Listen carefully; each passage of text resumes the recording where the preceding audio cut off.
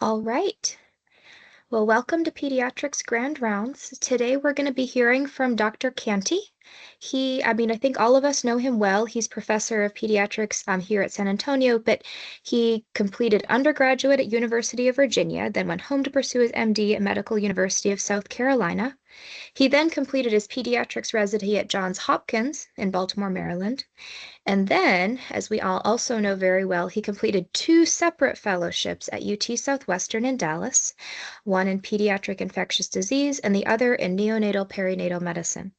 He is also heavily involved in clinical research and has published more than 70 manuscripts in peer-reviewed journals. Also, as I think all of us know by now, he's one of the most personable, friendly individuals that you could possibly interact with. So I'm really looking forward to hearing what he has to say on this topic that involves both of his areas of expertise. Please welcome Dr. Cantey. Thank you, Natasha. I will get your money immediately after the show. I appreciate it. Thank you for that introduction. And thank you for everyone who's logging in so early as the cold weather descends on us. This talk is about antibiotic durations in the NICU, but I hope that you guys get the sense that some of these concepts apply equally well to all the other areas of pediatrics. So outpatient clinic management, pediatric wards, ICU care, subspecialty care, et cetera. I want this to be more of a framework talk than a neonatal specific talk, but I'm doing neonatology because that's what I know the best. So I have nothing to disclose. So a lot of antimicrobial management in the last few decades has centered around antimicrobial stewardship. And I think one of the most common misconceptions about stewardship is that we are the antibiotic police, that we are trying to do our best to drive antibiotic use to zero or as close to zero as we can achieve. And that is not true. Antimicrobial stewardship does not mean getting antibiotic use to zero. We could get to zero use tomorrow if we just shut down all antimicrobials, but that would lead to cataclysmically bad patient outcomes. Nobody wants that. So we try really hard to reframe stewardship as more about optimizing antimicrobial use. So not eliminating, but making sure that the right antibiotic, the right drug, and the right dose for the right clinical condition for the right amount of time. And Sarah Parker, who is a famous pediatric infectious disease doc in Colorado, refers to what she does as being an antibiotic sommelier. She's trying to pair the right wine with the right dinner. So that's what we are trying to do is optimize. So one of the ways that we can do that is focus on duration of therapy. When we treat an infection, we really have three goals. One, we want to obviously eradicate the infection, whether that's sterilizing cultures or making the child clinically better or eliminating any radiographic signs or abnormal laboratory values, whatever that definition of treating the acute infection is, we obviously want to achieve that. We also want to make sure that as soon as we stop the antibiotics, the infection's not going to come roaring back. And so for things like osteomyelitis or hardware infections or bloodstream infections where there's still an indwelling catheter, we want to treat it long enough to eradicate the infection, but we also don't want it to show back up on our doorstep 5 days later after the therapy is discontinued. And then finally, once those first two goals are achieved, we want to stop. Right? So if we can achieve our goal with 10 days of therapy, we don't want to go 20 days because the longer we go with antimicrobials, the more we're going to invite in some of those adverse outcomes from long-term or prolonged antibiotic exposure, like resistance or future infections. So I love to tell this story. I'm sure that any residents who are on the call right now would probably be rolling their eyes because they've heard this. But I trained in Dallas under Dr. George McCracken, who is one of the Mount Rushmore PEDS ID people in the country. He just passed away last year. And I remember the first time I was on service, in my initial consult note, I wrote, "We'll treat for 14 days." And he said, "Why are you telling them how long to treat? We're just meeting this kid." And I said, because that was the question they asked me. They want to know how long to treat for. And Dr. McCracken said, "We're going to treat this kid until he's better. And we don't know yet when that's going to be." And even in my primordial PEDS infectious disease brain back then, that resonated. I was like, oh, that actually makes a lot of sense. So with that being said, how do we get there? So that's the theme of this talk. So Michelangelo said, I'm not even going to attempt the Italian, it's too early, I'll spare you. But Michelangelo has a famous, probably apocryphal quote.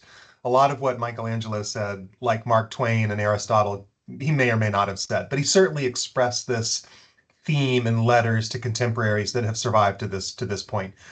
He said that with sculpture, he sees what he wanted to carve and he chisels it out until all the superfluous stone is gone. I saw the angel in the marble and I carved until it was free.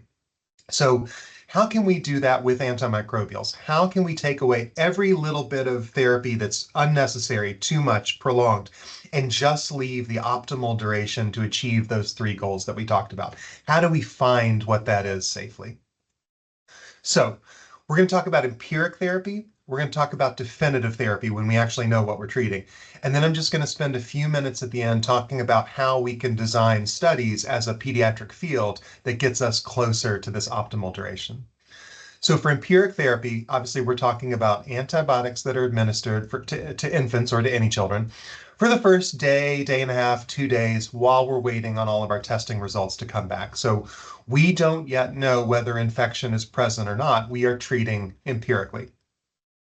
In neonatology, historically, that was 48 to 72 hours. So if a baby was born and we drew cultures, we would start empiric ampicillin and gentamicin, and we'd give it for 48, 60, 72 hours. In the last decade or so, that's the field has pulled back towards 36 hours, and there are a few places who are currently looking at 24 hours. We are one of them. One of our senior fellows is doing a project right now to look at the safety and efficacy of 24 hours versus 36. So we've been able to chisel down a little bit this initial empiric therapy. The main goal of empiric therapy is we've got to treat for long enough to make sure that those cultures are negative and are going to stay negative or sterile, to use the term that I would ask the residents to use. We want to make sure those cultures are sterile, and so we've got to cover the babies until that point.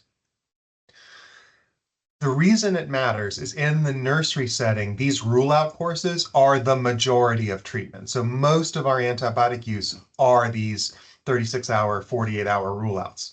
And so if we make even small reductions in the duration of rule outs, it really drives the needle for overall use because so much therapy in the NICU and nursery setting is that first rule out. However, there is going to be a lower limit of safety. And so there's two factors that really have made us hesitant to go lower than 24 hours.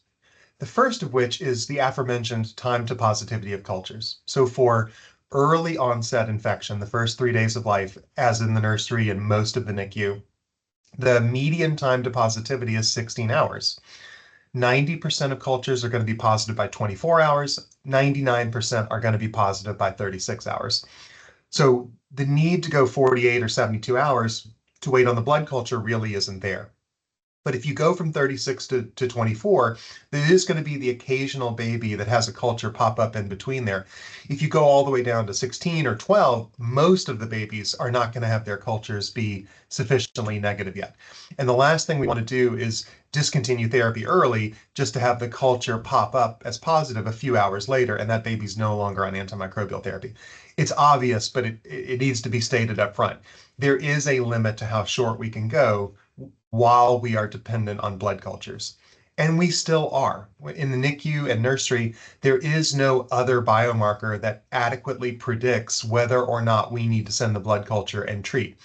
CBCs, C-reactive protein, procalcitonin, IL-6 had its day in the sun. None of those non-culture based blood tests are good enough for us to say, CRP looks great. We don't have to send a blood culture. Or, oh my God, CBC is really abnormal. He definitely has sepsis. We don't need to send a blood culture. We don't have that test yet. And until we do, we're reliant on therapy, on blood cultures. The second one, and this is after some emails back and forth, this is about as deep as I can go into this one, but there is some very, very, very new exploratory evidence that suggests that there might actually be a benefit to 36, 48 hours of antibiotics among the more preterm infants, even if they don't have infection. We know from lots and lots and lots of observational data and now from some trial data that prolonged 5 days, 7 days, 10 days early antibiotics can be harmful to preterm babies. We We drive up resistance, we drive up the pathogenic bacteria in their gut, and then they have worse outcomes down the road. And the assumption was that if we could get those babies shorter and maybe even avoid antibiotics entirely, that they would do better. But some recent trial data suggests that very short courses compared to nothing may actually provide some benefit. And the theory is that they may inherit abnormal bacteria from mothers if the mothers have been treated with antibiotics, or if the mothers have been exposed to inflammatory conditions like prolonged rupture or preterm labor, which are very common reasons for preterm delivery in our NICU as in others. And if the babies are inheriting these bad bacteria from their moms, maybe a quick reset actually provides some benefit. Mothers who don't get exposed to antibiotics and don't have preterm labor or prolonged rupture, there does not seem to be any benefit to treating those babies with antibiotics. But this is very, very new. The paper that this is citing hasn't even been published yet. So everyone keep it to themselves for a few more weeks. But this data is coming down the pipeline right now. So that's empiric therapy, and that is about the sum total of what we know. Getting as short as possible where we're still making sure that we're treating long enough for cultures to result, and making sure that we're not going so short that we're accidentally causing harm compared to a slightly longer course. Definitive therapy, there's more evidence. Okay? Definitive therapy is where we're talking about treatment aimed at either a positive culture or a diagnostically confirmed condition. And I'm going to use the term confirmed loosely here. So if we're treating necrotizing enterocolitis, or if we're treating pneumonia, where we don't necessarily have a positive culture in the baby, but we all know what we're looking at, I'm lumping that into definitive therapy. Obviously, meningitis, bloodstream infections, urinary tract infections that are culture-based are going to go in this category as well. And you would think that when we talk about definitive therapy, that we would have more rigid, objective data now that we have a positive culture. And that's not true. In neonatology, as in a lot of pediatrics, our treatment duration for these infections is really more dogmatic than it is evidence-based. So everyone loves the multiples of 7, the multiples of 5. This is just the way we've always done it. But head-to-head trials that actually compare duration of therapy are pretty scarce. And I'm going to prove it to you because I'm about to take you through all the trials in neonatology. It's not going to take that long. So again, just a reminder about our goals of treatment. We want to treat the infection. We want the infection not to immediately recur, and then we want to keep the duration as short as possible to achieve those first two goals. So resolving infection when it's culture-based is pretty straightforward. Sterilize the culture. Bloodstream infections in babies usually last about 24 hours of positive cultures from the start of appropriate antimicrobial therapy. So if the blood culture stays persistently positive, either there's a bone infection or a heart infection, or there's a piece of plastic in the baby's body that's providing a source, there's an undrained abscess, there's some issue with source control if the bloodstream is persistently positive culture. The one major exception to that, which a lot of people on this call have experienced, is Staph aureus. Staph aureus, for whatever reason, loves to stay positive for 3 days, 5 days, sometimes 7 days. And we hunt and hunt and hunt for a source and we can't find one. That's just a feature of that particular bacteria. Urinary tract infections clear very quickly, again, unless there's a nephric abscess or some sort of indwelling Foley catheter that's providing a source. But a vanilla hematogenous UTI usually clears very quickly. We don't even routinely recheck in most cases. Meningitis should sterilize really quickly within a day, certainly by 2 days. And when we repeat the lumbar puncture for babies with proven meningitis and that organism is still there, that's a bad sign. And that may mean that they have complex purulence somewhere in their brain that's providing a source. So culture is easy. The culture should sterilize. When it's not culture-based, it's a little harder. Imaging takes longer to normalize than the baby does. So when we treat pneumonia, those x-rays may lag behind the baby's clinical improvement, where they're on room air and they're feeding again, and the x-ray still has some schmutz on it. Necrotizing enterocolitis, same thing. Guiding neck duration by how the baby looks, abdominal distension, feeding tolerance is just as good, if not better, than relying on serial x-rays. Now, we do both, but we know that the x-ray abnormalities can last longer than the baby's clinical course. So it's a little bit trickier when the infection is radiographically diagnosed than when it's culture diagnosed. So Here's all the data for what we do about these definitive infections. So there are there are 5 studies for sepsis. Kempley et al. In the Journal of Hospital Infection looked at 90 infants specifically with staph. It was an observational study, so they got treated from 5 days out to 8 weeks, and they did not see an association between treatment duration and recurrence risk. In press right now from Ohio State University and a couple of other centers is this cohort study of 76 late preterm infants on average with gram-negative bloodstream infections. Again, observational, 7 days out to 28 days, no association between duration of therapy and recurrence risk. Now, both of these studies are observational, so I don't know why they treated this baby with 5 days and this baby with 8 weeks. Clearly, there was probably some differences between those babies. So take this with a large bucket of salt, but these are the 2 observational studies that have specifically looked at duration of therapy. There are some trials. Rohatki et al. In Pediatric Child Health in 2017 randomized 128 neonates with bloodstream infection to 7 days versus 10 days. This was open label. They knew who was getting 7, they knew who was getting 10.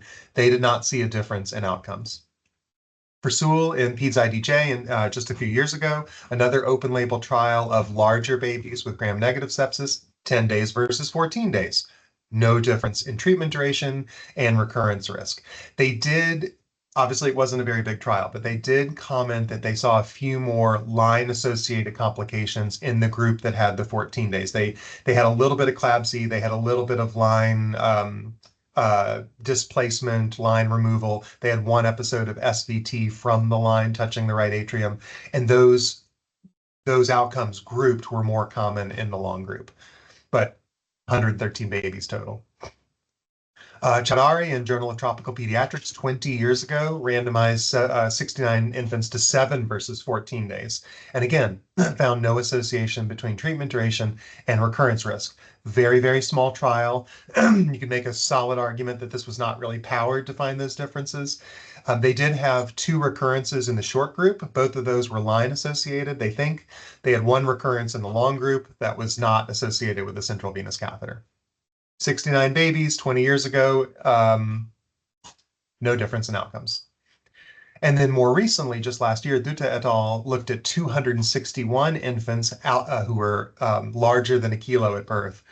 And this one was blinded. So they treated all these babies for 7 days.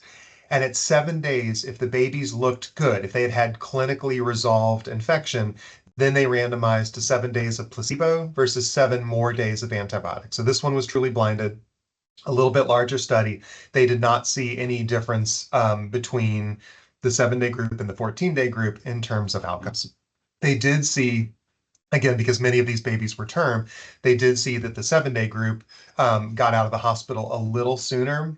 Take that with a grain of salt because they had to stay to finish out their placebo. Okay, and that's it for bloodstream infection. For urinary tract infection, there's even less. So there's lots of data for neonates and young infants on how long we need to treat these babies IV before converting to oral therapy. And most of this research comes from the pediatric hospital medicine field. A lot of these babies were not physically in the NICU when these studies were being done. So Lawrence and Arctis Jill in 2022 looked at several hundred babies in the first 3 months of life with uncomplicated UTI. They randomized them to, sorry, they didn't randomize them. It's an observational study. They looked at the babies who went to oral therapy within 48 hours versus the babies who stayed on IV therapy longer. The total treatment duration was the same for both groups. They generally treated for about 14 days.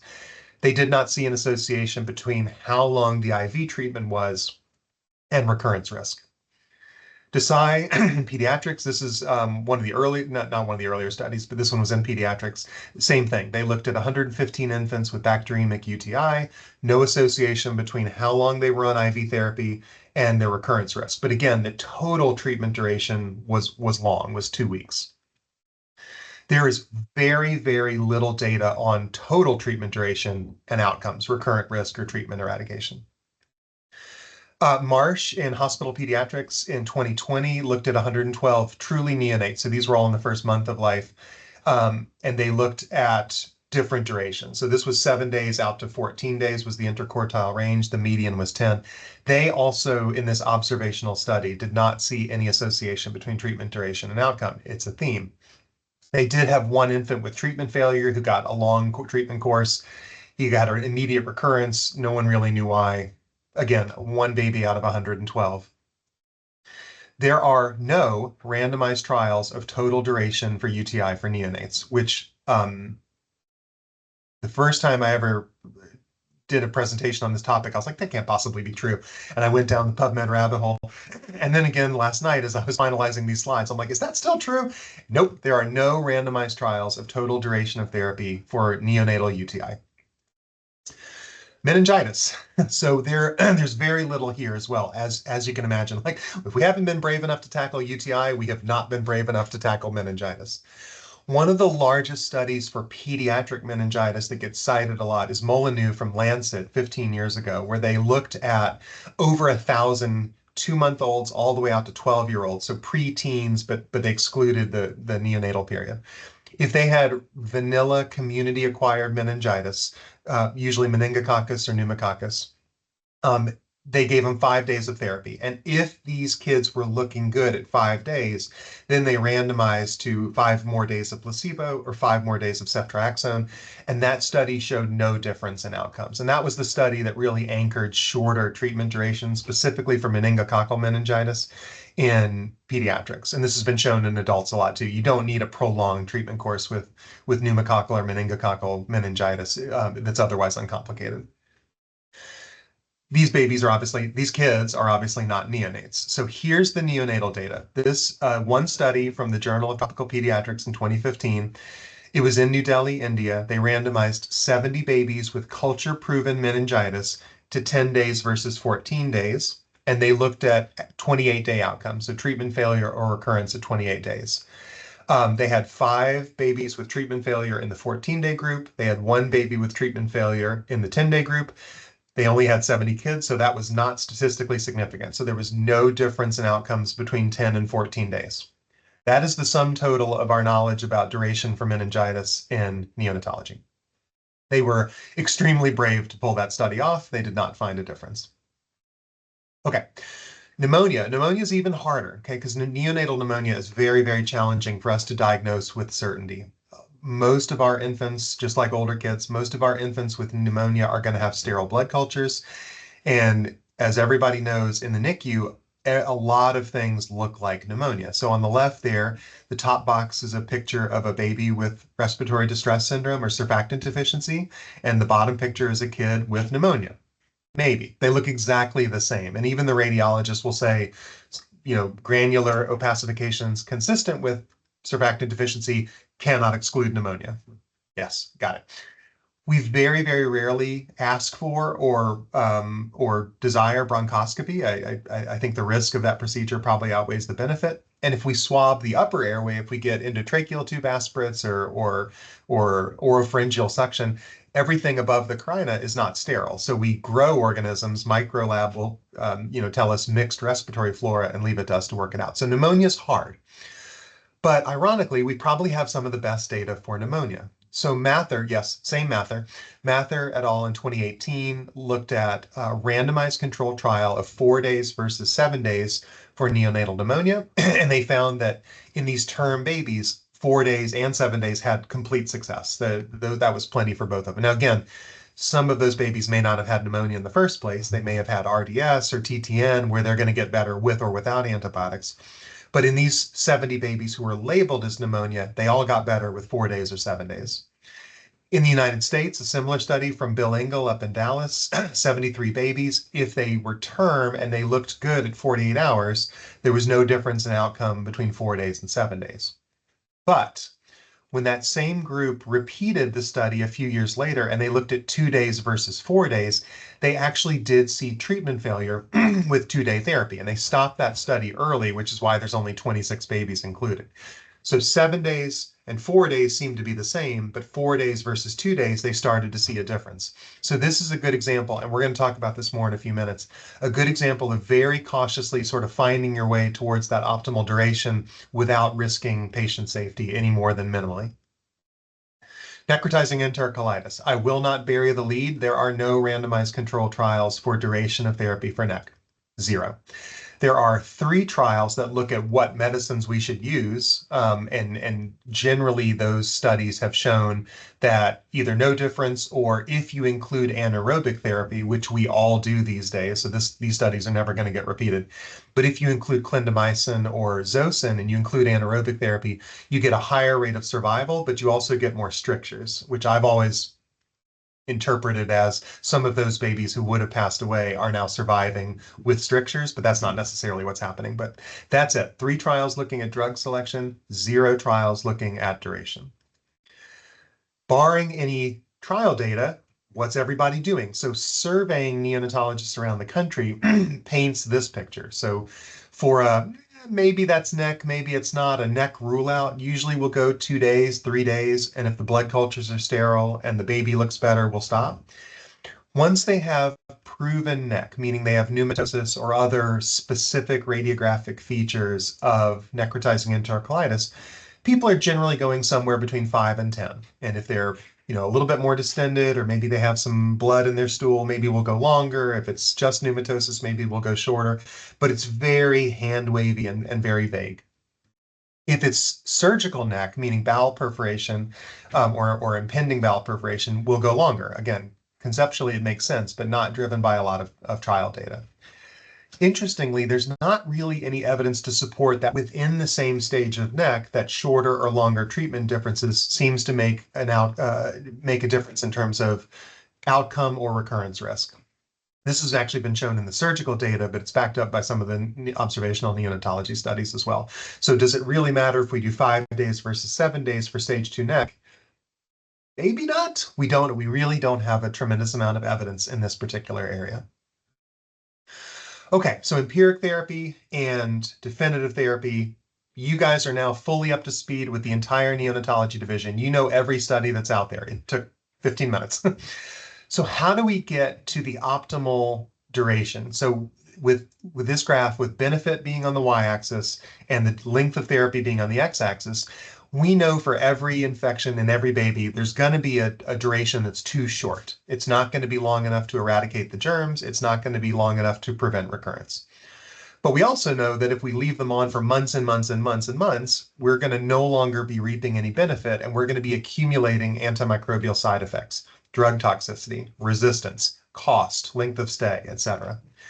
Somewhere in there is a sweet spot where it's long enough to maximize benefit, but not so long that we start to get on the downslope of diminishing returns. So how do we find that spot? So I and cobbled this together from other smarter people who have written on this, but this is a proposal for framework of duration research. And again, this does not have to be neonatal specific. This applies just as well to all the other specialties in the hospital and in the clinic. So really, there's 3 pillars of this framework. One, non-inferiority of shorter durations is superiority, right? If we can get the same bang for our buck with slightly shorter courses, slightly shorter should be the default winner. 2, we have to be really, really careful of large, generic, one-size-fits-all answers. Every clinical situation is different. Every kid is different. Every bug is different. And so these big sweeping statements, and I've made some of them in the last few minutes, but these big sweeping statements about, oh, we should treat meningitis this way, we should be very skeptical of. And third, when we're doing these studies, the durations that we're looking at need to be different enough to be clinically meaningful. We're spending time and money and patient safety and IRB time. We've got to make sure we're looking at a meaningful difference, but we can't look at a difference that's so large that it's potentially dangerous to the patient. We have to do this carefully. So let's take these one at a time. Non-inferiority equals superiority. Can't escape one of my talks without seeing this slide. I apologize. So in animal models and in humans, as soon as you give a single dose of antibiotics, we see the number and diversity of bacteria in the gut, in the skin, in the lungs start to drop. And this happens over hours to a day or two. Even with only one dose, this new baseline of bacteria, this dysbiosis, takes weeks to months to recover from. And in neonates, it may take over a year to recover from. We see this in all the microbiome. So one dose matters. And we see this in all the microbiomes, this beautiful taxoma of all these different non-inflammatory bacteria that are preventing E. coli and Klebsiella from moving in, that are preventing inflammatory cytokines from being generated, that probably play a significant role in preventing autoimmunity, preventing asthma, eczema, inflammatory bowel disease, diabetes. One dose of antibiotics and we bleach all that out, and you're left with this very low organism, very low diversity um, gut or lung or skin. I like to use the coral reef example because I think it's easy for people to think of, but it doesn't take a lot of antibiotics to go from the picture on the left to the picture on the right. We also know from clinical studies in infants that each additional day of therapy beyond the normal rule out, so beyond 36 to 48 hours, each additional day of therapy has been associated with increased risk of these bad outcomes, late onset infection, necrotizing enterocolitis, death. And this has been shown over and over and over and over again in a lot of different clinical settings, and it matches up with what we know about the microbiome. So if we go 2 days of therapy for early onset sepsis versus 7 when the baby doesn't have when there's no positive culture, those 5 extra days matter. They're increasing the risk of some of these bad outcomes. And it's not just the preemies. We see this even in term kids.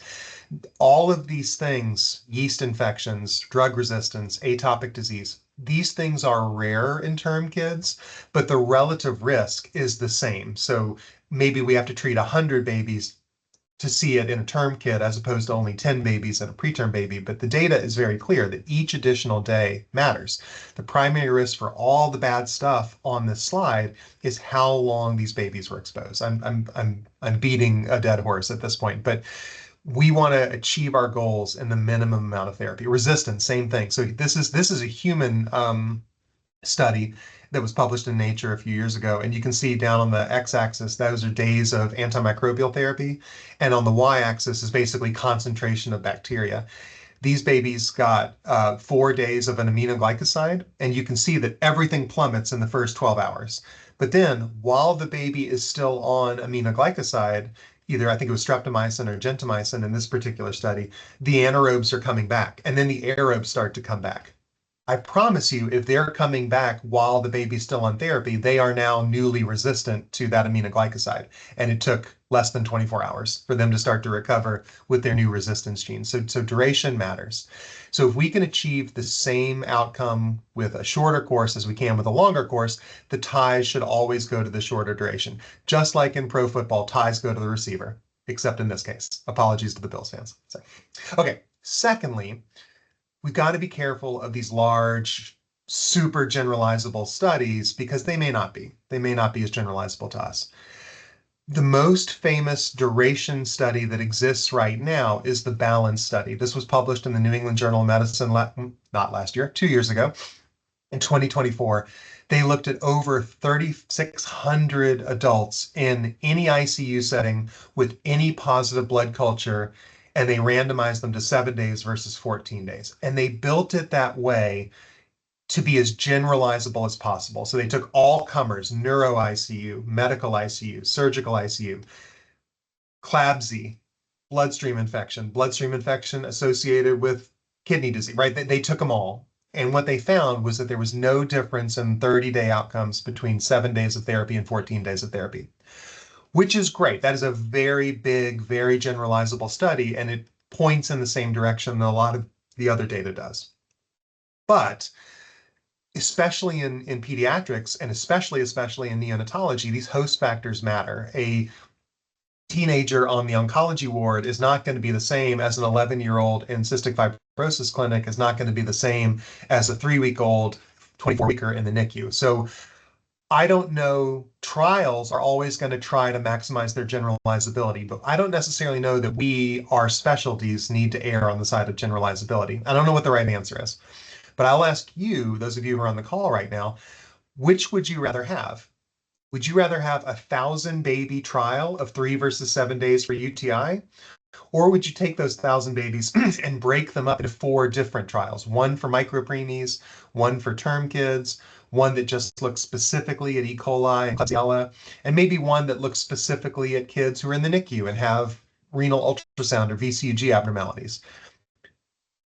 Validity for that specific patient population versus generalizability is a tug of war. And I don't know what the right answer is, but we have to think about it as pediatrics works towards finding these optimal durations. So oncology is excellent at that. Oncology is always my go-to when it comes to clinical trials, but oncology is really good at this. They are very good at zoning in on the particular disease they're trying to study and then making it as generalizable as possible within those confines. So that's probably what we need to think about is making our target and then within that target being generalizable across centers, across whatever.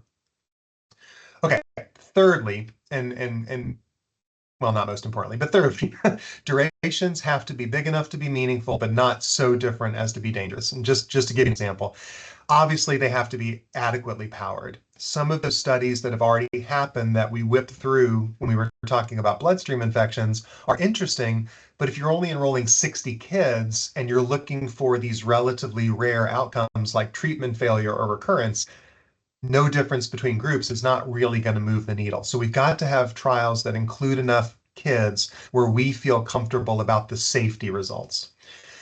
We also need the difference to be clinically meaningful, right? 2 days, 3 days, 4 days. Like if you spend $10 million and work on a multi-center trial looking at 15 days for pneumonia versus 14 days for pneumonia, that's a waste of money, right? No one is going to care about that study. So we've got to have enough difference where we can find something that's going to change practice, but it can't be reckless. Like no one is going to approve, I hope, a study that looks at, okay, we've been doing 21 days for peritonitis. What if we just did 3? Like we have to tiptoe up to that cliff edge and find how short is too short. We can't just go sprinting off of it like Wile E. Coyote and plummet. So we've got to be very careful about how we design this. And then finally, we have to be very consistent and clear about how we define treatment success, recurrence, failure. We need to make sure we're all using the same measuring sticks because these trials are going to need to be meta-analyzed to carry a lot of weight. So if one person says treatment success is if the bacteria is gone at 7 days, and someone else says, no, treatment success is if the kid's doing well at 30 days and they haven't had a recurrence, we're not going to be able to meta-analyze those studies. So we need to all get on board with what a good outcome is. And obviously that's going to depend on the given clinical condition. So just for an example, I did this one already, but within neonatology, a randomized control trial of 21 days for stage 3 neck versus 3 days for stage 3 neck is never going to happen. One, it's unethical. 2, it'll never make it through IRB. 3, even if it did, no neonatologist, I wouldn't, and don't think anyone else in my group would, no neonatologist and no surgeon is going to agree to this. So we've got to be a little bit more judicious about the time. So 21 to 14 to 10 to 7 to 5 to 3, this sort of asymptotic curve as we approach how short is too short is the way it's going to have to be. Because anything bigger than that is probably not fair to the clinicians and it's certainly not fair to the kid. Okay. Again, neonatal pneumonia, they've done this already. They're a great example. So we know that 7 days is the same as 5 days. We know 7 days is the same as 4 days. We have a little bit of evidence to suggest that 4 days might be better than 2 days. So if you truly think they have pneumonia, they don't really need to stop at 36 to 48 hours because there is some evidence to support a better outcome with longer therapy. But it's little. It's 26 kids at one center. So, okay. Finally, see, I lied. I said there was going to be 3 legs to the stool. It's a 4-legged stool. The last one, just for consideration as I bring this talk in for a landing, is should we maybe abandon a priori durations of therapy altogether? And maybe we just treat them until they're better. We treat them until they're clinically improved, which is what Dr. McCracken said to me 20 years ago. Treat them until they're better. And the way that looks operationally is this. There's actually a study in neonatology right now that's going on in Denmark called the Duration Study, which is a great name. I'm always jealous of really good eponyms. The Duration Study is in process. I don't have any results for you.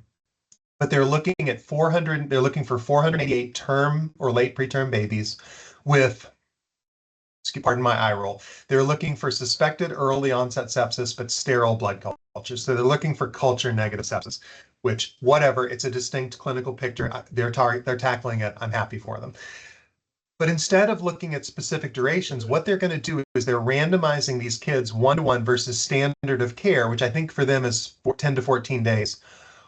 Or instead of a shorter duration, they're randomizing them to, we're going to stop once they are clinically well, and they've defined that as no longer tachypnic, no hemodynamic instability, and their C-reactive protein is less than 30 milligrams per liter, which is the same unit we use. Now, I don't love culture negative sepsis. I don't love CRP and neonatology, but I do very much love this study. 14 days, no matter what, versus we're going to treat him until we all agree he looks better because he's on room air and he's comfortable and his blood pressure's fine and his heart rate's fine and his C-reactive protein is now undetectable. I can live with that. And they have defined their primary outcome as treatment failure, meaning death, recurrence of, of sepsis, or readmission within 30 days. They've got a well-defined primary outcome. And then their secondary outcome, which is really the focus, is how long are we treating these kids and how long are they stuck in the hospital? So again, I don't have results yet, but this is a study that is, they're not doing 14 versus 7 or 14 versus 5. They're doing 14 until better. And we'll see if this one's shorter and has just as good, if not better outcomes. Really like that. Okay, conclusions. So one, we want to treat infection until it's resolved and not a moment longer, if we can pull that off.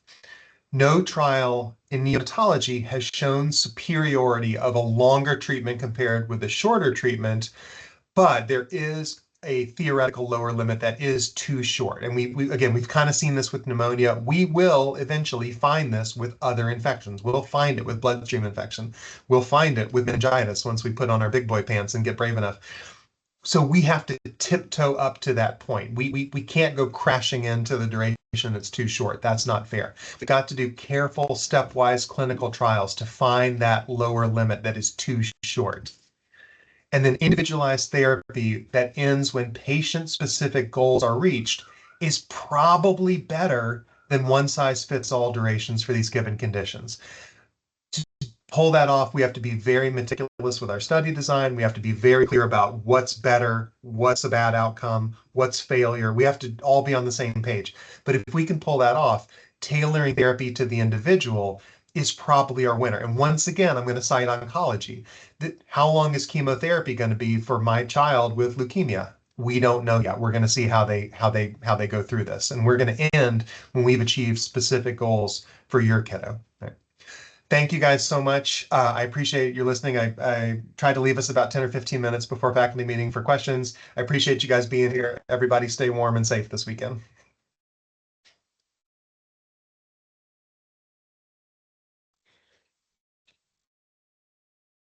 Thank you so much, Dr. Cantey. That was a fascinating talk, and it's really impressive how you summarize the entire field in such a short talk. Dr. Perlman had a good question in the chat. He asked, could a negative rapid bacterial PCR panel be used while cultures are pending to stop antibiotics before 24 hours?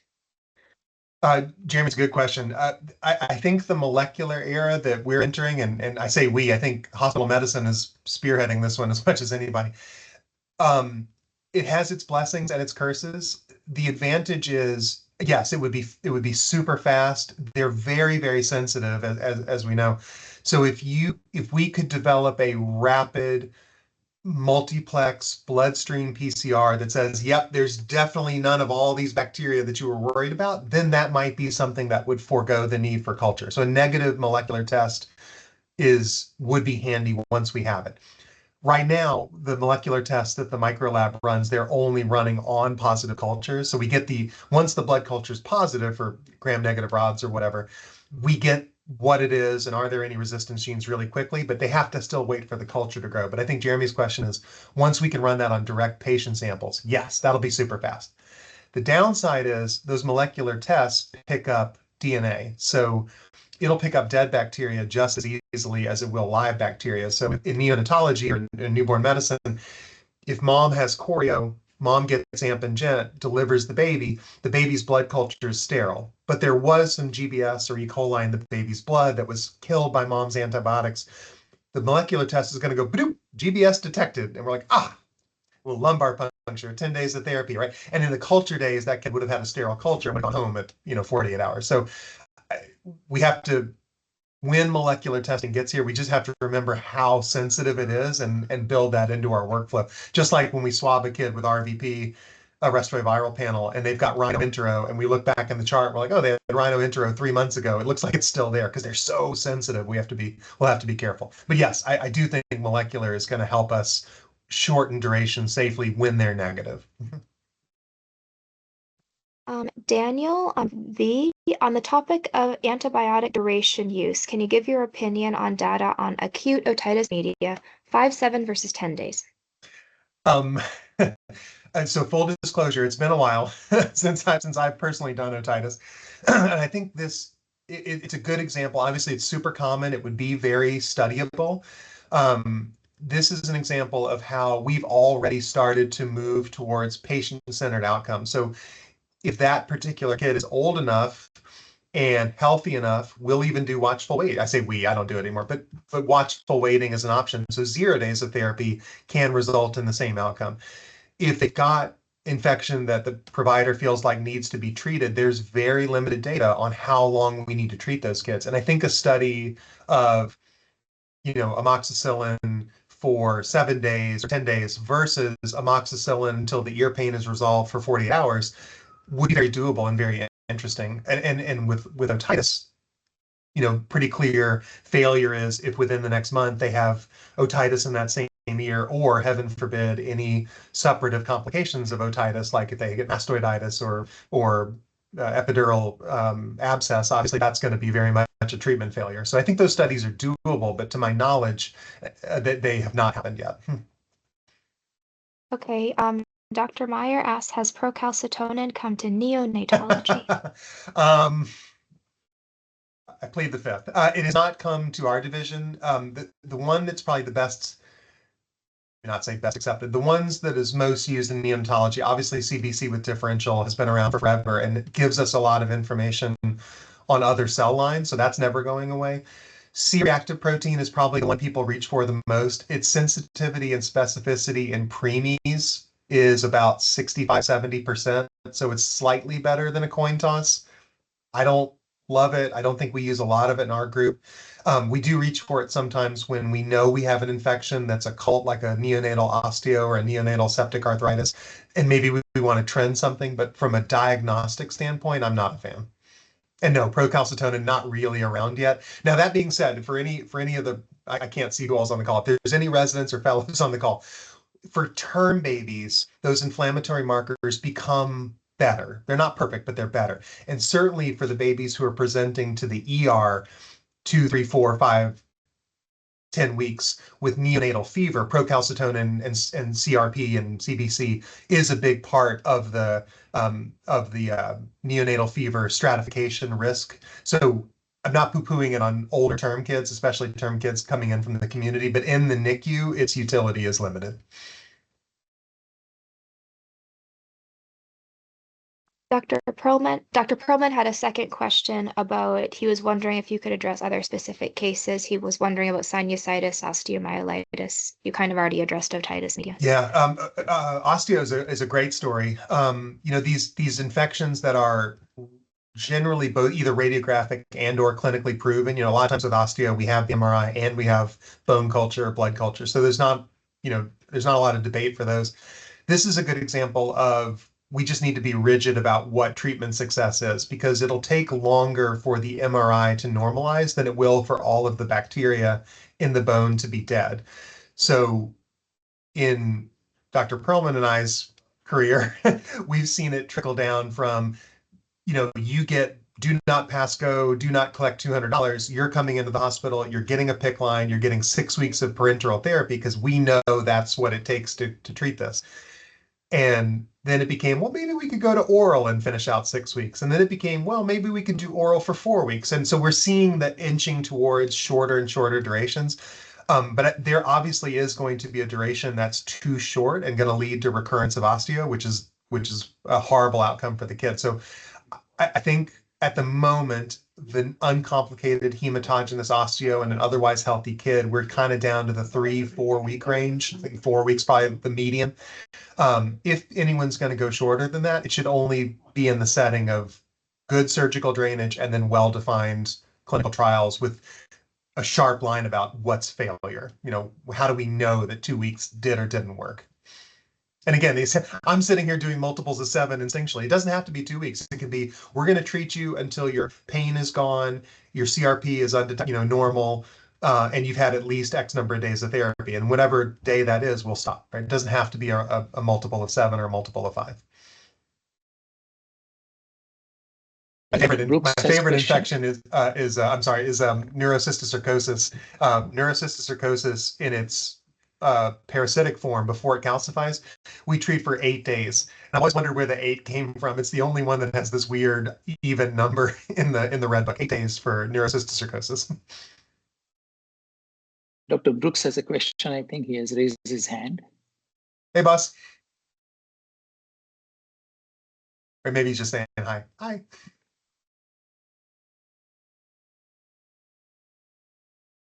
Dr. Gong, you have a question you can ask? I do. Thank you, JB. That was excellent. Now, I just want to challenge the infectious disease person that not all illness is infection. So if you use wellness as a endpoint, you may not be dealing with an infection, but some other cause. And I was challenged the necrotizing enterocolitis is always infection because we know a lot of it can be inflammation and other things. So if you're looking for an endpoint of wellness, you may not find your cause of illness.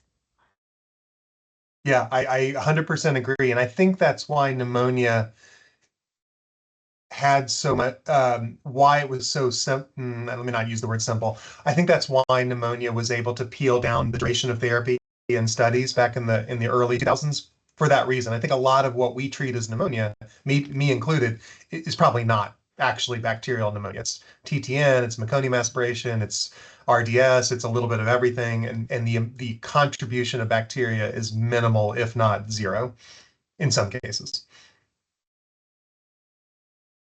Dr. Seidner, you have a question. Wonderful presentation as always, JB. Question, with your new data, if there may be some benefit of 24 to 48 hours of antibiotics to some babies, how would we ethically find out if there was a benefit to some we weren't suspecting sepsis? Some preemies we weren't suspecting sepsis. When we excuse me, when we weren't suspecting at all, like would we? That's a great question. So again, the study that is coming from is still embargoed, and I don't want to overstate our findings because I want everyone to read it themselves and decide. But the babies who were included in that study were all babies that were suspected of being at some moderate risk for sepsis. The babies that were excluded from the study were babies that were too healthy or too sick. So you're saying, how do we look at that healthy group and ethically expose them to antibiotics? I'm not sure. If there was sufficient data to support that that there might be some. I can answer this, but I can't do it without talking about embargo data. I think that we're going to very soon have microbiome data to suggest whether or not we're barking up the right tree. If we are correct, and it's this dysbiosis that mom has had forced upon her by obstetrical antibiotics or inflammatory pregnancy conditions, then the flip side of that coin would be maybe these other moms have normal bacteria and those babies don't need treatment. That's the preliminary data, but we'll know for sure with we'll know better with the microbiome data. If we're right about that, I have a hard time seeing us randomizing like a 29-weeker who was born by a C-section for pre-E and comes out and looks great. I think it's going to be really hard to give them antibiotic exposure unless we're certain they have a chance of benefiting from it. That's going to be tough. That's a good question. I guess the broader question would be, do you think we might hit an era where we're not only using antibiotics to treat potential or real infection, but we're also using antibiotics to change the microbiome? I do. And I think it's going to have to be a reversal for us. We infectious disease, we don't even like it when people use erythromycin for gut motility or use azithromycin for its anti-inflammatory. We're like, no, those are for one thing and one thing only. And then we're going to change and be like, actually, you know what? We can tailor the microbiome. And maybe we enter a world where we get microbiome testing on a baby or on a child, we get it back quickly, and we say, okay, based on this fingerprint, you need a day of aminoglycoside, you need 1 dose of Bactrim, and you need this probiotic for 4 days, and that's going to reset you to what we think the healthy microbiome is. I think we might get this very precision tailored medicine 5, 10, 20, 30 years from now as we follow this path down, as we learn more and more about the microbiome and how we can modify it. Thanks. In the meantime, before Dr. Gong tackles me, in the meantime, avoiding antibiotics that we don't think we need, skin-to-skin care, breastfeeding, kangaroo care, mom's microbiome, family's microbiome transferring back and forth with the baby is still the best evidence we have at the moment. Yeah, there's thank you, Dr. Gong. I didn't want you to come head on me later. Oh gosh. JB, this is Ed. Oh, hey, Dr. Brooks. My mic was muted previously. Apologize. So I liked your comment about Dr. McCracken's comment that when the baby gets better. And I'm wondering if people have approached it from that standpoint. In other words, what are the clinical parameters that getting better means? It's hard to quantify specifically. And of course, a lot of these studies include expert opinion, and often the physician's opinion, if the baby looks better, has been unquantifiable. But from an expert clinician, that's one of the most important things. Dr. Maria gave a nice lecture on accumulating all the laboratory data and these other clinical parameters and outcomes research and using machine learning, et cetera. And I'm wondering if these studies, whether they go 14 days for NEC, track those parameters and say, okay, this correlates with success, whatever those parameters might be. Yeah, the ones that have looked at those have been more focused on risk factors leading up to the NEC or coming out of the NEC. They haven't really focused on duration, but you're right. We certainly computers or Dr. Blanco, she's got the database. Can we tie in more objective parameters to how long we need to treat? Machine learning for X-rays, trending CBCs, trending abdominal circumferences, things like that. Right now, it's all very, very subjective. So anything we can anchor to objectively may help us if it turns out to be predictive. Duration is a lot of like that. Sorry, There's a question on CME and valgalcyclovir in the chat box. Oh boy. That's kind of a whole different talk. The question is valganciclovir for congenital CMV, especially if symptoms are detected, or if the CMV is detected later. Long answer, and to be respectful of time, I will just say the hardest thing for us, for me, and the other CMV docs around the country is if you have congenital CMV, you should be shedding virus in your urine at delivery and for a few, for a long time after that. If you acquire CMV through breast milk, even on the first feed, when you're born and you go skin to skin and latch for the first time and you acquire CMV, it'll take about 3 to 4 weeks for that CMV to show up in your urine. So testing before 3 weeks, we know it's congenital. If the baby's tested at a month or later, it can be very hard to know for sure if it's congenital or postnatal, and those have very different implications. So in the NICU now, we universally screen for CMV, which is great. Some states are trickling towards universal screening for everybody. Minnesota and Massachusetts are both doing it. It's hard to know whether we should treat with Valgan when the kid's diagnosed at 2 months, and we're like, I don't know if this is congenital or not. We don't usually treat postnatal disease, or we don't for very long anyway. I hope that answers. And then Thomas Tran, MS3. Hi, Thomas. Has there been evidence for early warning systems based on vital signs? Yes. This is also a whole different talk, but just like in obstetrics, when they use fetal heart monitoring to look at the autonomic happiness of the baby, there is evidence that we can do that with babies in the NICU, looking at heart rate, looking at accelerations, looking at bradycardia episodes. University of Virginia has a proprietary one called the HERO system, which takes a lot of getting used to, but basically it's like a traffic light. It's green, yellow, and then it goes to red as the sepsis risk goes up. And it's based on things that we would be familiar with from obstetric care. And we watch them in pediatrics and neonatology informally. We say, oh, this baby had 5 apnea 6 bradycardia episodes overnight. That's new. We need to look at infection. This is just a way to formally quantify that up on the monitor where people can see it. It works better at UVA than it does when they've outsourced it to other people. I think it just takes a lot of getting used to, but it is one more tool to be like, oh, maybe we should think about that baby in bed 7 because he just went to yellow because of his heart rate parameters.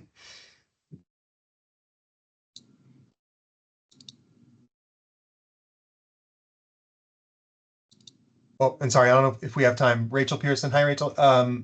Parents worry about dysbiosis and long-term allergies. Some refuse antibiotics even when they are clinically indicated. Yeah, it's the Goldilocks. I would phrase it as the Goldilocks. There is definitely durations that are too long, and we want to minimize that dysbiosis, but there's also durations that are too short. And so, just like vaccine hesitancy, which is, parents generally are just trying to do what's best for their kid. And in the context of your busy clinical days, it's finding the minutes to sit down and be like, look, I understand where you're coming from, but what's best for your child is that we get this infection treated.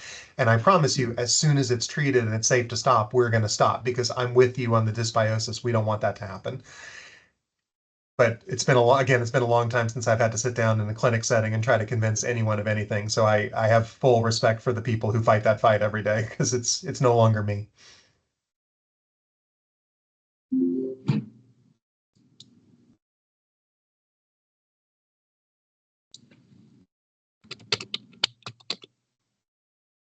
Thank you, Dr. Cantey, for that wonderful presentation. I think Dr. Varghese is off. I don't see her. Thank you all for attending this morning's grand round. We have a faculty meeting in a few minutes. See you all there. Thank you. Have a wonderful weekend. Thank you. Thank you for having me. Thank you to Dr. Vasquez for covering me. I'm on my way.